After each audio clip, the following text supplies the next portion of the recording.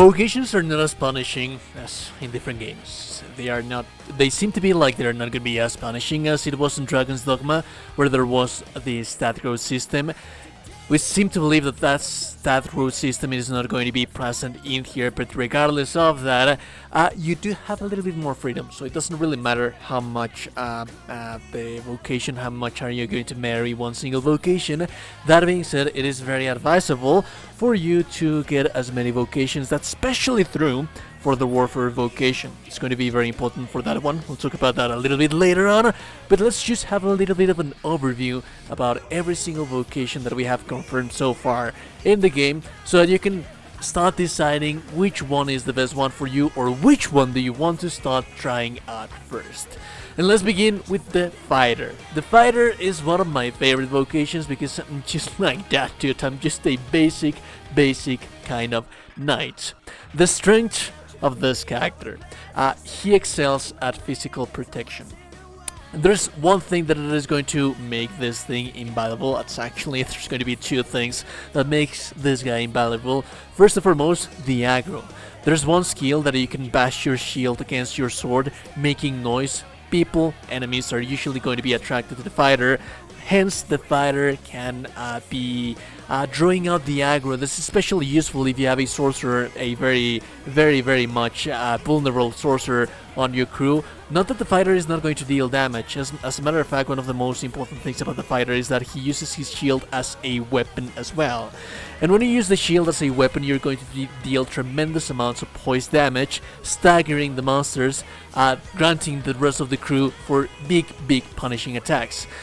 Even more than that, when you are using your aggro to actually gather enemies to get close to you, you can also use parries. Those parries are usually going to be followed by striking with your shields, meaning then again, more aggro damage, more stagger damage to the enemy that you're going to be dealing, and overall that's just the kind of the Fighter. The downside of this guy is that it's not going to have that much of a amazing things when it comes to climbing the monsters. Climbing the monsters has been very much improved now. Yes, you can use your skills in here, but the bread and butter of this guy is going to be gathering aggro and staggering monsters. The archers are very interesting. Usually archers and thieves used to be one single class in Dragon's Dogma, and that class used to be the Strider, that would allow you to have a bow and daggers. In here in Dragon's Dogma 2, strangely enough, they have been separated. And the reason for that being is that they want for the classes to be a little bit more streamlined into their specialty that they have.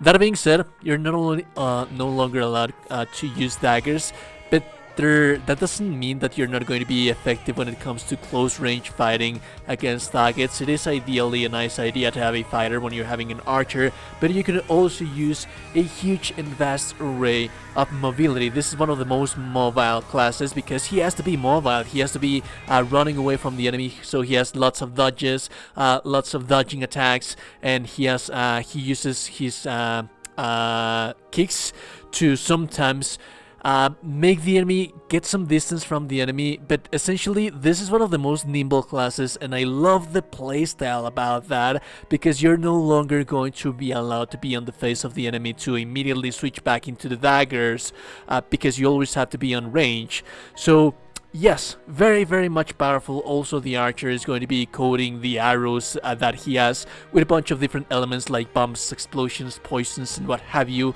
So a very much versatile class. Think of this guy like you would think, like, quite literally, of Legolas. Hand in hand with that, we have the Thief, which then again, like I mentioned, it used to be the Strider. No longer does he have the capability for having a bow. One very strong thing that I forgot to mention is that range in this game, it's just so quintessential part of dealing damage in DPS, because you can focus on dealing on that damage in that weak spot of the enemy. These guys are no longer going to have their range thing, but they have quite a little bit of mobility as well.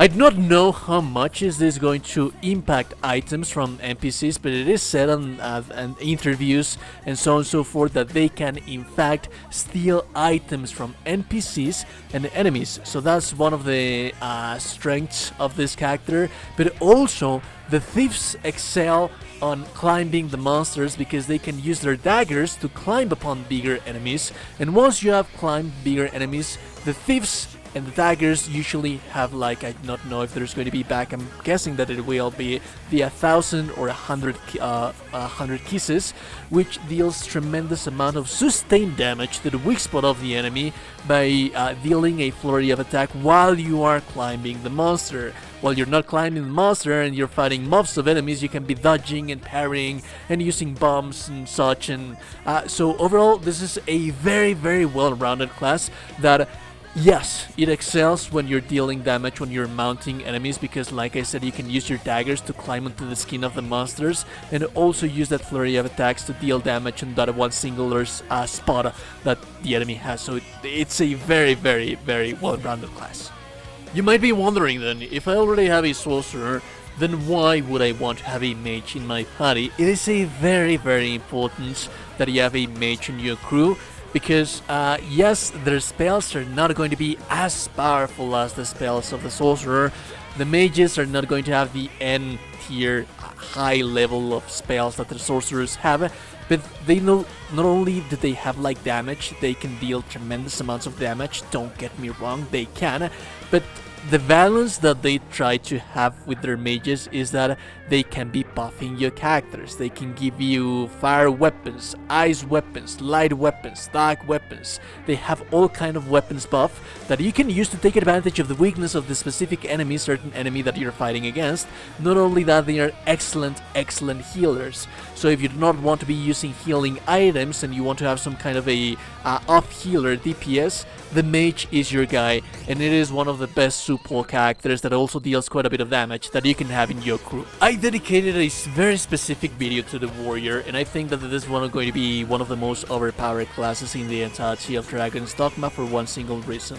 This guy used to be a little bit underpowered because the enemies are very mobile. If you learn how to use a Warrior in Dragon's Dogma 1, it was amazing. It was one of the highest single target unit damage dealers that you have in the game, but also this guy is going to deal even much more tremendous points amount of damage to single target enemies than the fighter is ever will be going to do so, but he takes too long to charge those heavy attacks that you're going to deal upon the enemy.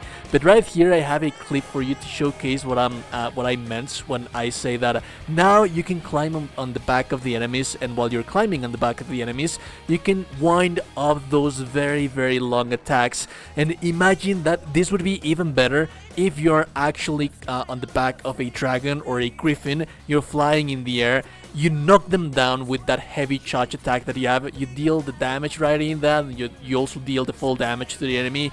This guy, it's a monster thanks to being able to charge those monstrous attacks that he has while you are on the back of the enemy. So it's just, it just got filthier. Not much to say about the Sorcerer, really. Like I said, the one thing that this guy is going to excel into in every single regard is going to be damage. The volley, the electric spells that he has, the ice spells, the tornadoes. It has so many different elements that you can take advantage of. This is especially useful against hordes of enemies, but also it is very especially useful against enemies that are very, very large. So for example, volley deals damage with the meteors that fall on the ground on sparse areas that they shower in different areas of the battlefield. If you have a very large enemy and he just gets hit and hit and hit and hit and once and back again with those huge AoE of spells, it's going to deal tremendous amounts of damage. The issue with this guy is that he's very vulnerable. He can't sustain that much damage, and also it takes a million years every time that you are going to cast one high-end level spell. So it takes quite a bit of time before you can actually deal that tremendous amounts of damage. That is why you should always have a fighter on your crew that's taking care of the aggro while you have a sorcerer as well. Then we have the hybrid classes, the magic archer. This guy, it's missing. I love him. I think that I'm going to main this guy for quite a bit of time. This is not going to have as much mobility as the archer is going to have, but also you don't have to aim with your bow because everything is going to be aimed by you. So what is the protection that this guy has when he doesn't have that much mobility like an archer has? The stagger potential. This guy deals tremendous amounts of stagger potential. It's always going to be using volleys of arrows that are going to be knocking down enemies, that are going to follow the enemies. So that's like quite literally the only protection, well, not literally the only protection that this guy has, but one amazing thing again is that you don't really have to aim about with this guy, because you have that little circle that's in front of you. You charge your bow, and it's basically the arrows are going to deal damage whenever they found their target. Once they have managed to found their target, that's where they're going to deal the damage. And then again, usually the damage of this thing is going to be on a volley. It's going to be swinging around that, which is going to deal tremendous amount of poise damage. So yeah, that's nice. I can already tell this is going to be my main character. It could be comparable to some extent, for example, to the Mystic Knight, but the Mystic Knight was a little bit more leaning forward into the kind of magic kind of sorcerer. It was kind of a paladin, but more of a sorcerer than a fighter. This guy is more of a fighter than he is a sorcerer. Yes, he has magic attacks, but it's all based on being able to be nimble on the battlefield and using magic to move throughout the battlefields. Yes, you can deal damage with your magic, but it's usually going to be used to be teleporting towards the enemies. One amazing thing that you can see on screen, of course, is that, for example, a griffin is flying away from you. You immediately teleport with a parry or with a single spell back to the wings of that monster. You get on top of them and then you knock them down for everyone to take advantage of that. So this guy's just amazing. I'm going to be maining this guy quite a bit. The Trickster is a very interesting class. This is a support kind of character, and it has different types of support. One of them, it's just buffing your companions so that they can deal more damage. Maybe they can have more defense, but more often than not, it's going to be about deception. So for example, you can create invisible bridges to prompt the enemies to get on top of those bridges, to get close to you, just for them to fall into the abyss. Or you can also, if you're fighting a group of enemies, you can command that group of enemies to attack one of your enemies, and also you can create shadow clones of things so that they can be the aggro. So you don't necessarily need a fighter if you do not fancy having a fighter that is only going to be focusing on tanking.